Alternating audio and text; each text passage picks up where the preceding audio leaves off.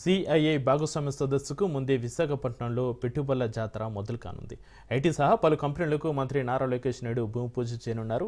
2047 నాటికి $2.4 ట్రిలియన్ ఆర్థిక వ్యవస్థ లక్ష్యంగా sales software, iSpace software solutions, tech Tamil software solutions, Phenom పేపు కంపెనీలతో ఒప్పందం కుదుర్చుకోనున్నారు. విశాఖ యూనిట్ ద్వారా లో కోడ్ ఏఐ టెక్నాలజీపై సంస్థ దృష్టి పెట్టనుంది. భారత్ సహా అమెరికా, బ్రిటన్, యూఏఈలో ఈ సంస్థ కార్యకలాపాలు నిర్వహిస్తుంది. ఇక ప్రైవేట్ లిమిటెడ్ లాంటి ఐటీ కంపెనీలతో పాటు Raheja IT space, residential project, world trade centre లాంటి ప్రతిష్టాత్మక సంస్థలు వీటిలో ఉన్నాయి. వేల కోట్ల పెట్టుబడులతో పాటు పెద్ద ఎత్తున యువతకు ఉపాధి లభించనుంది.